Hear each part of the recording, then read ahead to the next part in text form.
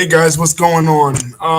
This is a story that was reported a couple of weeks ago regarding um, drill hip hop or drill rap music, NYC drill, Brooklyn drill music, and the mayor of New York City, Mayor Eric Adams. There's been a lot of controversy surrounding Brooklyn drill music and drill music in general in regards to its glorification of gang violence, its glorification of gun violence, and its glorification of overall nihilism, depression, and just, violence in general. Violence against women, misogyny, and stuff like that, especially gang violence. And some of the DJs in New York City, particularly those DJs on Power 105 and the DJs in Hot 97, Ebro is one in Hot 97, were discussing banning drill music from their airwaves. So banning artists such as 501 Foreign, such as Pop Smoke, the late Pop Smoke's older songs, and 22 G's, Nick Blicky, and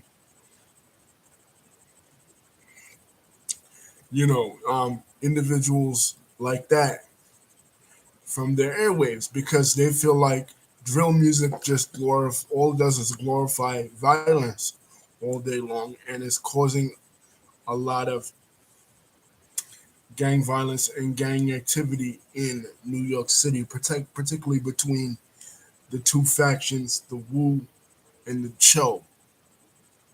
Now, the Wu faction was affiliated with Pop Smoke. It's a collection of Blood and Crips, different Blood and Crip sets,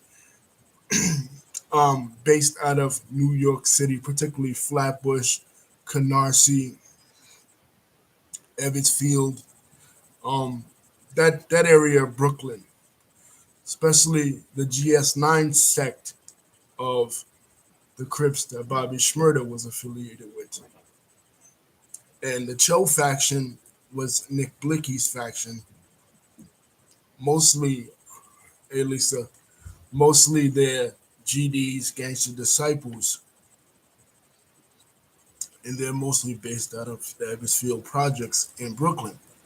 You know what I mean? So these two factions were really beefing, and they were using drill music as a medium to put out songs against each other. And you might say, well, hip hop has always done that. Hip hop has its origins in battle rap, right? Like, you had Busy B versus Kumo D, or KRS-One versus the Juice Crew, or Biggie versus Tupac, or Ice Cube versus NWA, or Cannabis versus LL, or this one versus that one. That's the origins of hip hop. Yeah, that's true. That is. But this is taken it to a whole nother level.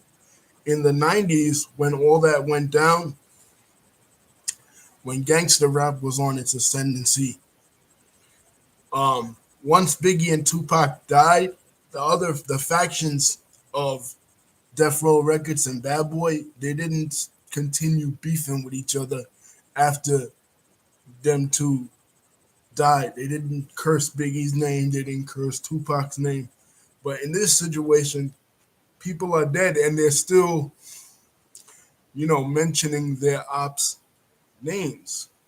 You know what I mean? They're still trying to diss their ops in their lyrics. You know what I mean? So it's causing a lot of retaliation and it's spilling over into the real world outside of the record industry. So these two hip hop giants in hip hop radio, Power 105 and Hot 97, step in and said they know no more. And then the mayor steps in and he wants to issue an edict banning this type of music in New York as well. But then Mano and a few of these rappers, had a sit down with the mayor, explaining to him that, listen, it's no different than any other type of music, really. You know, when hip hop first came out, they said that hip hop glorified violence. Remember back in the day when we was kids. You had Dionne Warwick, you had C. Dolores Tucker, you had Tipper Gore, wanting to ban Tupac for misogyny, wanting to ban Two Live Crew for misogyny, wanting to ban Snoop Dogg for misogyny, for this and that.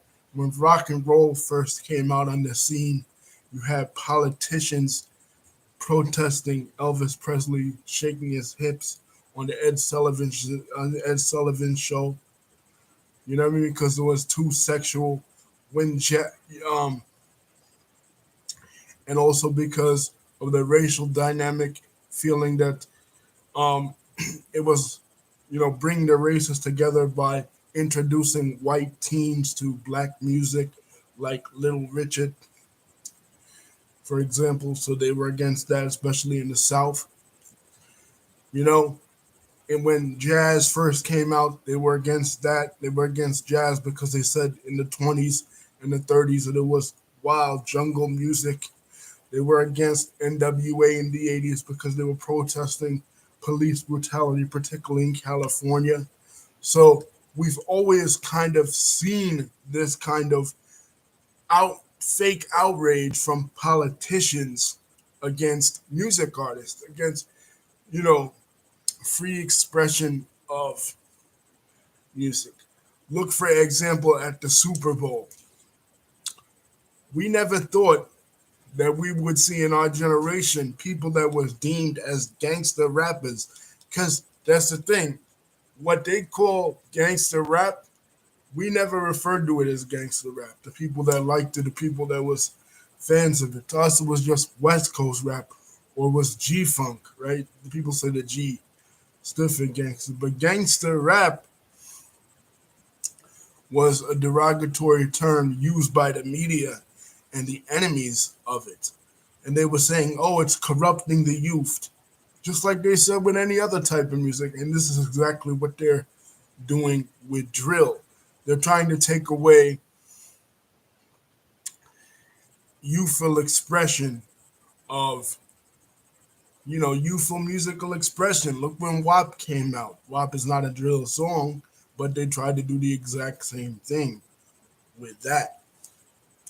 People will say it's different because of the gang element, but there's always really been a gang element in hip hop. You know what I mean? Because hip hop originates from the streets. And I'm sorry to say, but the streets is where gangs are born. Lisa is saying, but drill is actually killing the artist that's making it. Okay, I understand your point. I understand your point, Lisa, and I addressed that point. They're killing other people, and it celebrates killing. That's the point that Lisa is trying to make. I get that, Lisa. I understand that, but not every drill artist is doing that. You know what I mean? Go back and look at Trevor Noah's point. Trevor Noah is making the exact same point that I'm making. That in 50 years, in 60 years, 20 years, even less, right? People will be saying the exact same thing about a different type of music. They're always trying to stifle, as politicians and as the older generation, free expression of music. And they're saying, oh, because of the gangs. But again, going back to the gangs are born on the streets, and hip hop was born on the streets. Hip hop is a product of the streets. As hip hop was coming up, it was actually hip hop that one of the drill artists is not talking about killing somebody. Okay, how about Mazza, a UK drill artist? He's talking about killing people, yes, but he is not actually killing people. You know, not all of Pop Smoke's songs are about killing people either. And Pop Smoke is a legend in the drill subgenre. You know what I mean? So I don't listen to drill. I'm not a big drill component. I'm in Brooklyn, obviously. I'm in Brooklyn. obviously. You know what I mean? So I know somewhat about drill. You know what I mean? Especially Pop Smoke. But I can't say that I'm a big, huge fan of it. Mano is not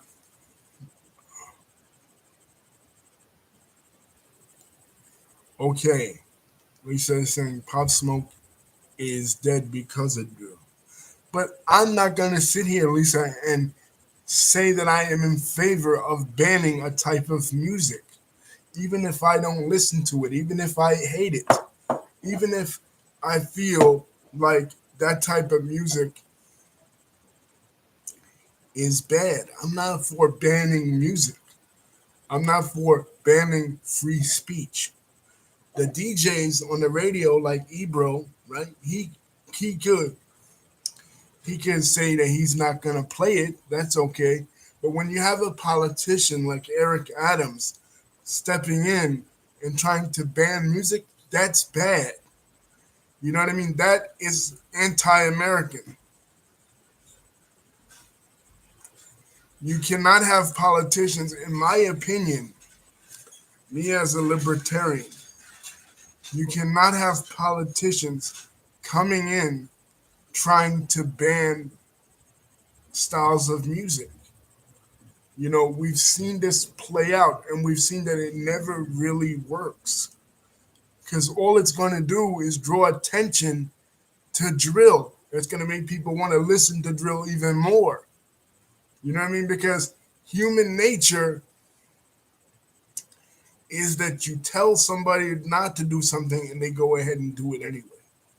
You know what I mean? When NWA was banned from MTV in the 80s, you know what I mean, because of their lyrics, people rushed out to want to go get NWA albums, even people that were not in the epicenter of the gang culture of Los Angeles at the time. You know, they was living in the suburbs in California or not even living in California at all. And all of a sudden, they were going around singing Ice Cube's lyrics to Straight Outta Compton or Ice Cube's lyrics to Fuck the Police, you know, or Easy E's lyrics. So this is only going to attract more people to drill music. So if you don't like the genre and you want the genre to die, leave it alone. You don't attack the genre and you don't scapegoat young entrepreneurs of color, especially trying to,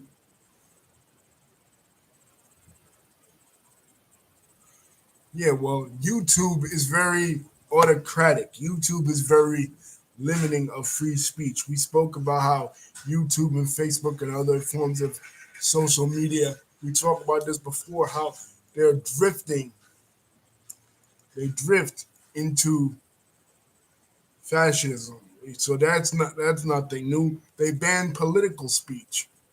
You know, that's nothing new. But I am purely for the First Amendment. I do not support banning of any type of speech at all. Even if I don't, even if I don't agree with you, the old saying goes, and this is a very American saying. Um, I may not agree with what you say, but I support forever your right to say it. You know what I mean? Because this is America. We're allowed to say whatever the hell we want to say. We may have to deal with the consequences or the repercussions of what we have to say. That's one thing. But we're allowed to say it and we're allowed to express ourselves and how we feel. You know, no matter how controversial the music might be, gangster rap is very controversial. Certain outlaw country songs like David Allen Cole are very controversial and misogynistic. But I still support their right to exist. I don't support what they say necessarily, but I support their right to exist. Yeah, Lisa saying they give artists contracts. Well, when they don't deserve a music contract. Well, no. Lisa, that's true, they do. But a lot of these artists are making a name for themselves online via SoundCloud. We talked about in the 2010s review video.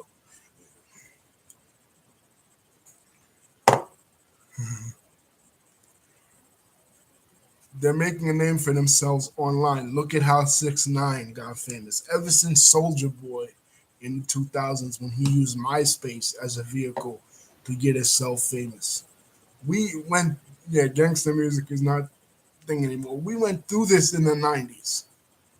We went through the ultra liberal era in the 90s where there was gangster music coming out and there was sex and there was violence and sex and violence on all forms of media. Sitcoms, you had sitcoms like Friends, you had sitcoms like, talking about sex like Married with Children, Bad TV, SNL. You know what I mean? Things was wild in the 90s. I called it in my 90s review video, I call it the carefree 90s. Even the president of the United States at that time was getting oral sex in the Oval Office. So we went through it in the 90s. Everything in the 90s seemed out there and everything in the 90s seemed extreme. Sports was extreme. Tony Hawk became popular, and Snoop Dogg and Beavis and Butthead and South Park and The Simpsons and Family Guy. So we've already and we've already experienced that in the 90s. But with this music, I will say from the little bit I've listened of drill music that is different from the gangster music of the 90s when I was growing up, that I first became a fan of hip hop, is this music seems joyless. Like when I listen to Ain't Nothing But a G Thing, or I listen to Ain't No Fun If the Homies Can't Have None back in the 90s, or California Love, or any of Tupac's songs, even though they were talking about really pretty, like really violent things, it still made you feel good inside. It still made you want to party. It still made you maybe want to roll a blunt and smoke, have a good time with girls on the beach and everything. It still brought out a good feeling in you. This kind of music doesn't really do that. You know what I mean? It doesn't bring out a good feeling in you. It brings out a depressed feeling in you. Like you feel depressed when you listen to it. You know what I mean? So maybe it is a sign of the times because a lot of people are on antidepressants. A lot of people are on medications for depression and dealing with depression. So the music is a reflection of those times, just like how,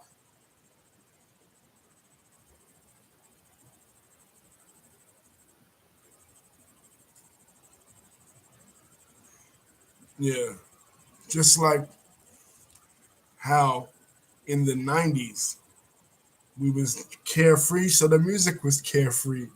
In the 2000s, we was trying to party it up to forget about the lingering effects of 9/11 and terrorism. So we were partying up with crunk.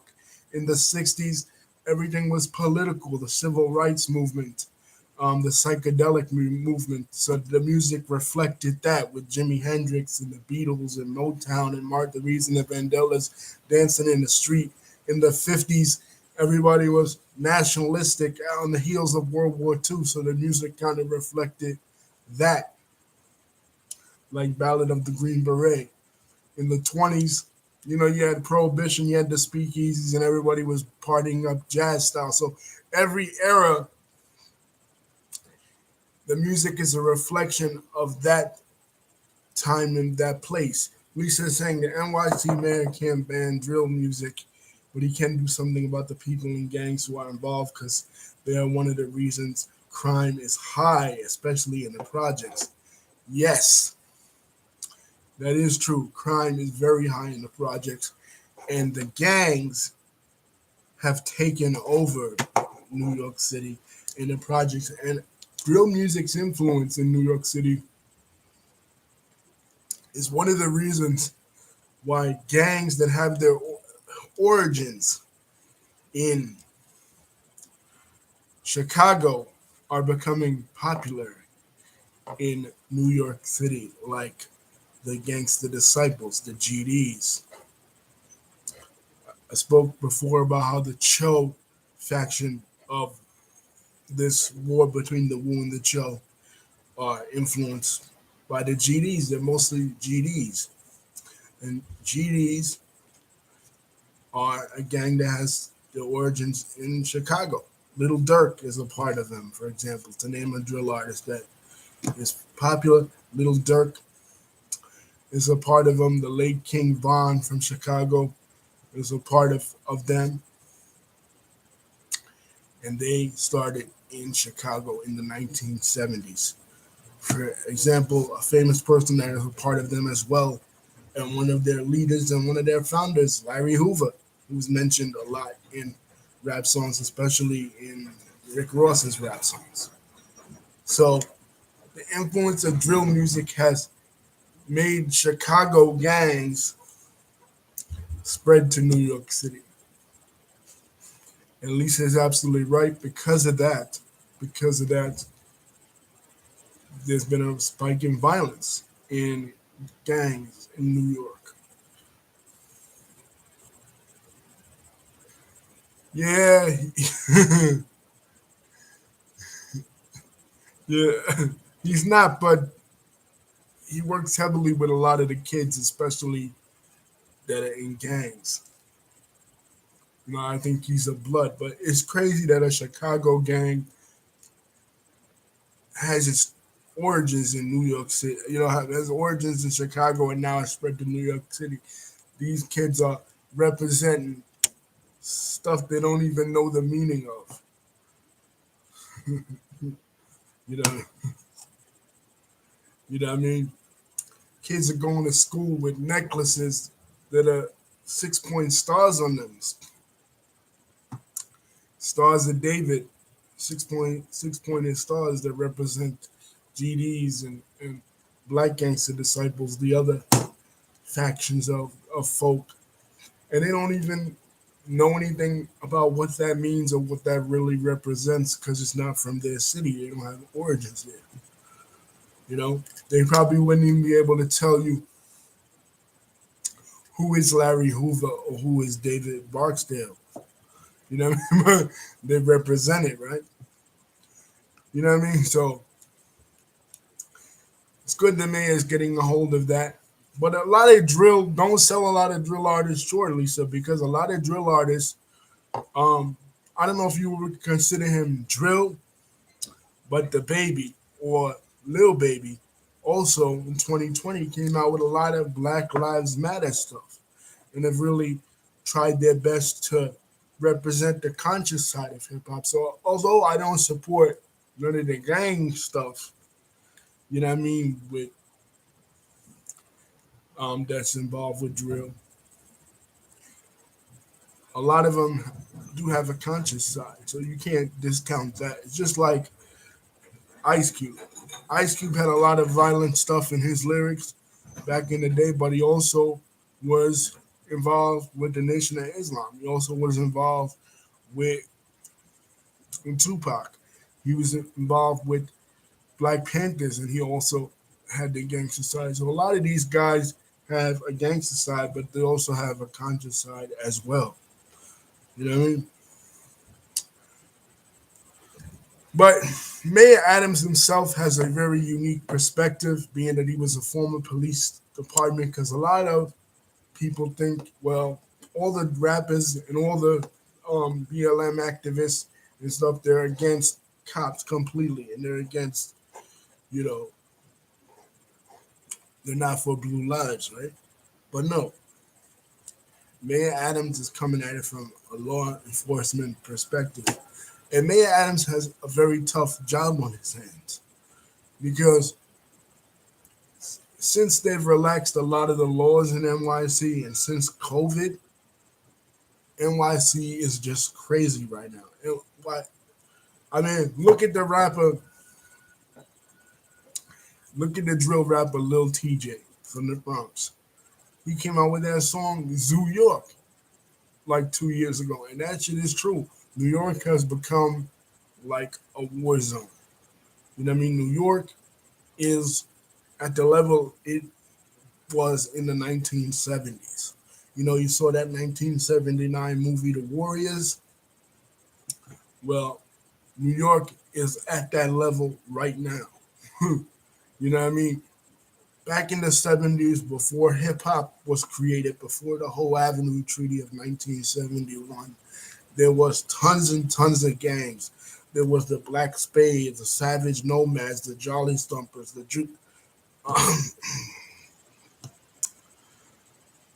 uh, the the Golden Guineas, a whole bunch of the Javanels. Man.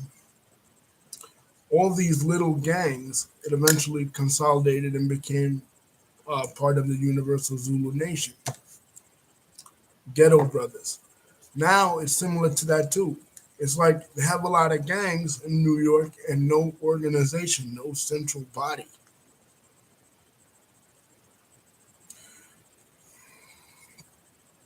Nobody making the rules saying you can't do this, you can't do that. Not to say that uh, gangs are good in any sense, but at least have some sort of organization, at least have some sort of rubric and rule book to it. You know what I mean? Don't just have complete chaos and complete anarchy. So they had that in the 70s. The Javelins, that's the name I was looking for. They had that in the 70s.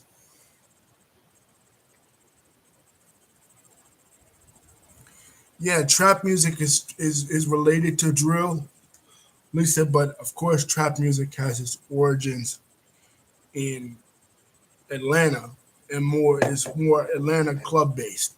See, Chicago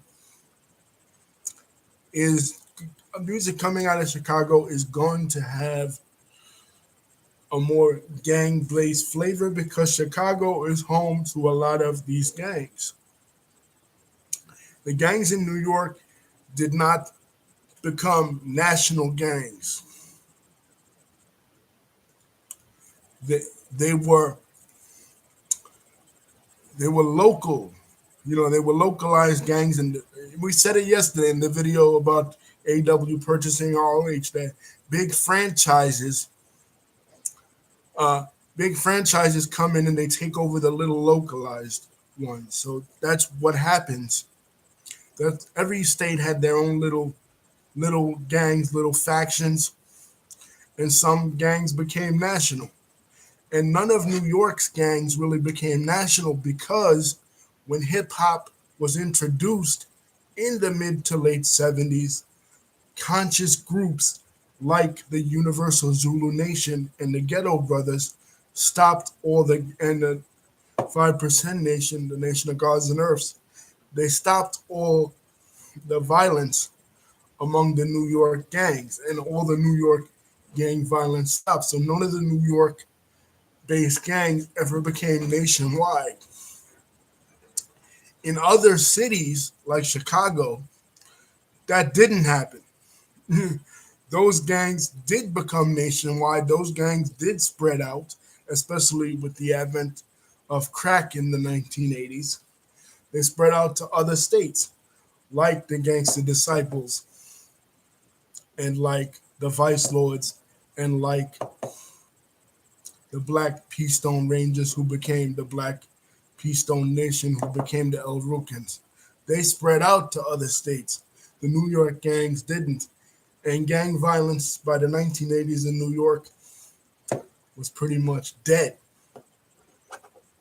until the 90s. But in Chicago, that was never the case. Chicago was divided between these various gangs, GDs and Vice Lords and Peace Stones and Latin Kings and Latin Counts and all these like millions of gangs. These gangs stayed around from the 50s, 60s, and 70s and became even more powerful in the 80s. And then when they started to make rap music in the late 2010s, they took the trap rap genre that originated in the early 2000s um, in Atlanta, and they made their own versions of it. And of course, they put their gang influence on it. They put, representing gangster disciples, representing black disciples, representing vice lords, representing Latin kings, representing every other gang in Chicago, basically. So of course, it's gonna have that gang influence in Chicago. Rap is gonna have that influence. It's not gonna have a club influence, not in Chicago, because they're not like ATL. They don't have a club influence. ATL is very club influenced. New York hip hop always has that conscious flavor because New York hip hop always had that consciousness.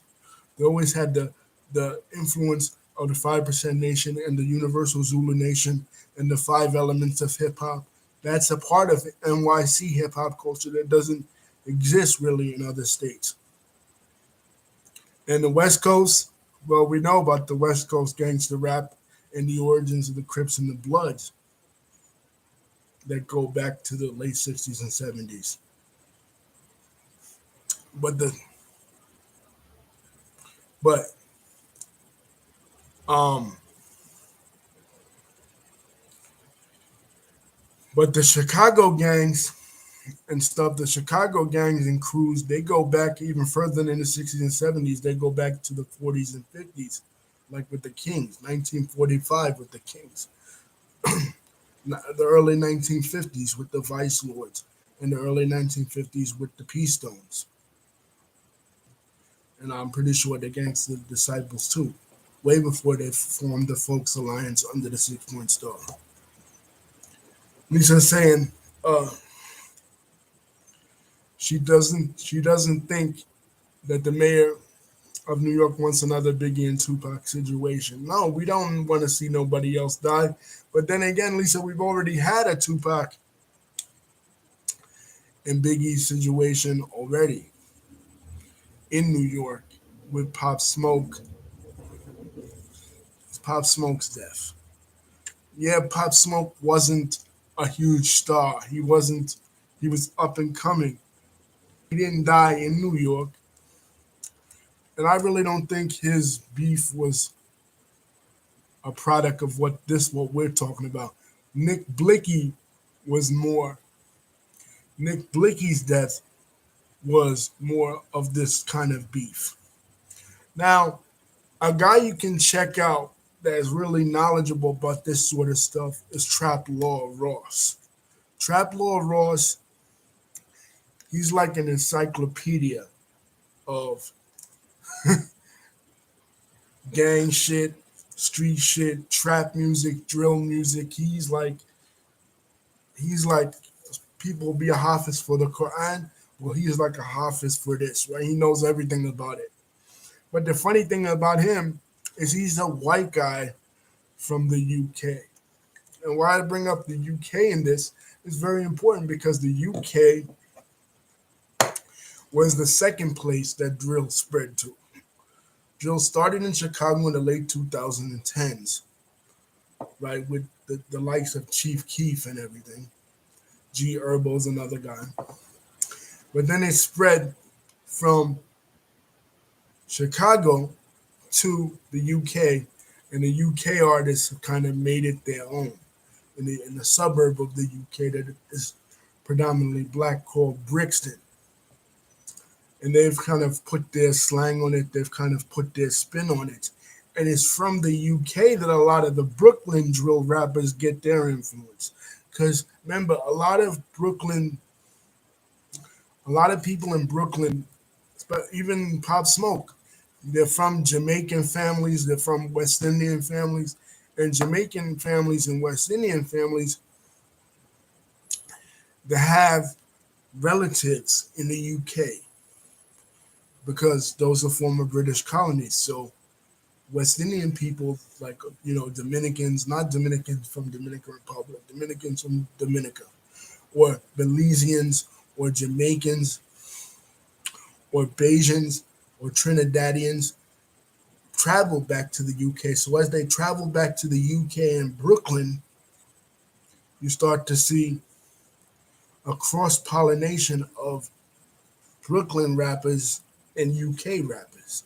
So the type of drill that they're copying and they're feeding off of is more of a UK style that they've brought to Brooklyn.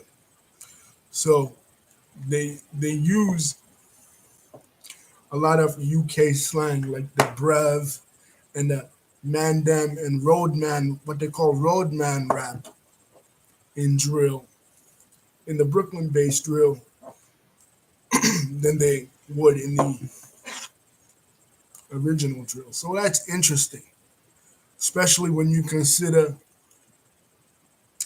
the history of American music. American music has always influenced the UK, and then UK artists always influenced America back and forth. We saw not really in hip hop, really because the older hip hop scenes in the UK were pretty much ignored by American artists. Like there was grime, there was UK garage, but those artists were pretty much ignored by mainstream artists here in the United States. But with drill, because of his connection to the West Indian community and because of his connection to Brooklyn in particular, that's not been the case. Um, Drake even had a drill freestyle in 2018 where he just rapped completely in the UK style with UK slang. You know what I mean? So for the first time ever, UK British artists are having a major influence on American hip hop. That's never been the case. Other styles of music like rock and roll, especially, I always say rock and roll was born in America but grew up in Britain. In the same way, hip hop was born in the Bronx but grew up in Queens. But UK artists have never had influence on American hip hop, and now they're having it. So that is something good about drill music. It is opening up America to international sounds for the first time ever. But I agree with the mayor of New York City that he doesn't want to prevent another Biggie and Tupac situation. So of course not. We don't want to see people die. That was a problem with mumble rap, with the SoundCloud rappers. So many SoundCloud rappers dying of drug overdoses.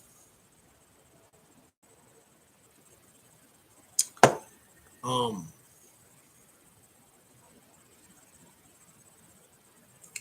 Little Peep dying of a drug overdose. Uh,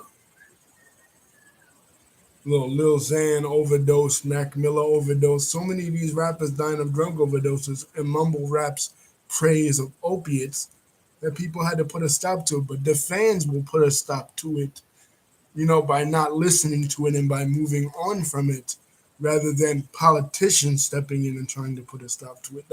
That's the only part I disagree with. When politicians and older people try to dictate to the younger people what they should be listening to or what they should be saying, I push back against that. That was something that became free speech became an issue in 2016. Free speech on the internet. The right to dissent, and that was something that I pushed back against. That was the reason why I didn't like Hillary Clinton. Because I felt she was supportive of censorship.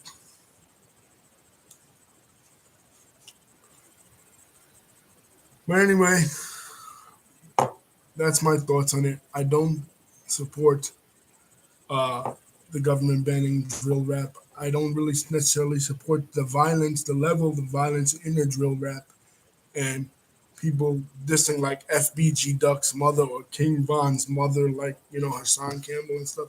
But I don't support um, limiting drill rap or drill music either because it's music. You know what I mean? It's a form of expression just like any other form of music, guys. You know what I mean? And when politicians step in and try to do that, it's only going to backfire and people are only going to love it even more. You know what I mean? So I see Lisa's point in that the drill glorifies death, right? And I said that. I feel like drill music is joyless. You know what I mean? It's depressing. It's nihilist. The words that have been used to describe it are nihilistic. You know what I mean? Other types of music, even crunk in the 2000s, you know, it was nonsense, right? Crunk music, Little John stuff, in the 2000s. But it was all nonsense, like Nuck If You Buck and everything was coming out of Atlanta when Atlanta was really becoming a musical mecca in the 2000s, right? Especially for hip hop. And it was nonsense, right? But we all loved it because it made us feel good. Music should make you feel good. Music should not make you feel angry or depressed or want to kill yourself or want to commit suicide or want to kill other people. You know, that's why people turned away from rock and roll because it was always like it became really depressive music after 1991 with Kurt Cobain, and into like Linkin Park and all that stuff. Everything was always depressing. Nothing was ever happy. So people turned to hip hop because hip hop was happier. Hip hop had more joy in it. So I feel like the drill music doesn't have no joy in it. And that's my one takeaway from listening to several drill songs. Now I'm a millennial, I'm 37. So I'm obviously not the target audience for this type of music. So me to judge it is kind of unfair. I haven't listened to a whole bunch of it. But from the small little samples that I've listened to, I feel like there's not a lot of joy in it. But again, it could be a reflection of the times that we're living in. There's not a lot of joy in the times that we're living in either. We're living in really dark malaise times. It's almost analogous to when Jimmy Carter gave that malaise speech in 1977. You know what I mean? Like, we're living in a dark time, kind of, again, like the 70s. The political world, the geopolitical world reflected the street world. Gangs were running rampant, gangs were running around. In NYC, it was a wild place, and everybody was depressed, and everybody was unhappy, and everybody was down in their luck. But so the music reflected that. Same thing when blues music became popular in 30s, the Great Depression. So, you know, it could just be a reflection of the times that we're living in. But then again, does music make the times? Can the music can the music sometimes bring out the worst in people by glorifying gun violence and by glorifying these gangs instead of like music in the 70s, hip hop in the 70s, and underground music stepped in and pulled these gangs together, creating the Universal Zulu Nation and creating the Ghetto Brothers and pulling them together with trying to revive and trying to bring back the political consciousness of the decade before in the 60s, and eventually doing that, leading to a renaissance of consciousness in the 80s. You know what I mean? Eventually that was abandoned in the 90s, for a more carefree era. It always happens like that. Say we're politically conscious in the 1910s during World War One. And then after World War One, we became less politically conscious, when to party more in the 20s, and then became more down and more malaise type in the 30s. So we're seeing it again. History always repeats itself. But I don't support the mayor doing that. And I'm glad the mayor is opening himself up to meeting with these rappers because before, when politicians were attacking rappers, they weren't opening themselves up to meeting with rappers. That's one of the things that made Louis Farrakhan different than other politicians, both black and white. was that he actually sat down, he actually had conversations with rappers, and they would have beef with certain beef, amongst rappers like the East Coast West Coast beef, and he would try to step in and he would try to be a mediator on like with 50 and John too. How much of a good mediator he probably was, I don't know, because people say he he never got over the beef with himself and Malcolm X, but that's another issue. But at least he was acknowledging them. Other mainstream politicians like Rudy Giuliani in the 90s, they would just call rappers all criminals and thugs and paint them with the same broad brush. So I would resist against painting rappers, the drill rappers today, and trying to beat them up, with a lot of moralism today. It's music, some of it is good, some of it is bad, and they should continue to do what they do. But at least Mayor Adams is opening himself up to dialogue. Dialogue is the first step to realizing that you are wrong. Look at foreign governments. When they want to meet with an army opposition, they meet on the other side, like the Oslo Accords with the Palestinians and the Israelis. At least we knew we were getting somewhere when Israel at least acknowledged the existence of the Palestinian state and vice versa. Before, when there was no acknowledgement and there was no dialogue, they were getting nowhere. You know? And again, hip hop is opening up itself internationally now. UK and Brooklyn are meeting in a bridge thanks to this drill rap and this cross pollination. And some of it is good, I can't front. The stuff I've heard from the UK, like Skepta, Aquila,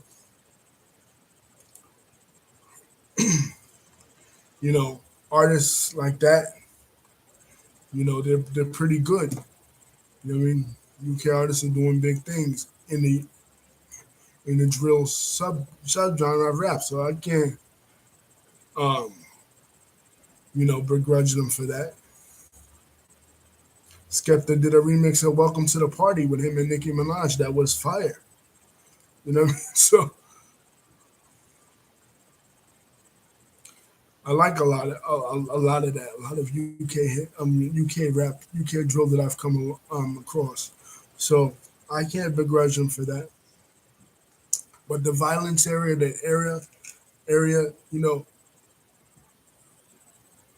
they need to keep it on wax. Storm Z is another one. Storm Z, that song, "Big Too Big for Your Boots." That's one of the UK drill songs that I love. You know what I mean? I watched the whole season of Top Boy, and I love their slang. I love the way they move. So drill has exposed me to that. So that's one of the, and a lot of people from the United States to how people live in the UK. So that's one of the good things about it, the cross pollination between the American rap scene and the UK rap scene. So that's one of the good things. The bad things, again, glorification of violence, but music has glorified violence since the 90s. But again, like Lisa said, they wasn't actually out there doing it. And when they were out there doing it,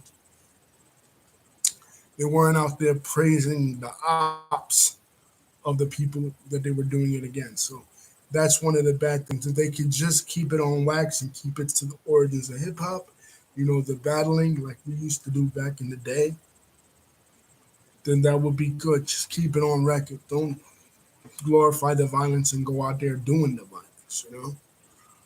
But so there are good things and bad things about it, like all genres of music and all genres of subgenres of rap. So we'll see how this plays out. Guys, don't forget to like, subscribe, express yourself in the comment section whether you agree, disagree. Peace. Love you. Thank you, Lisa, for contributing.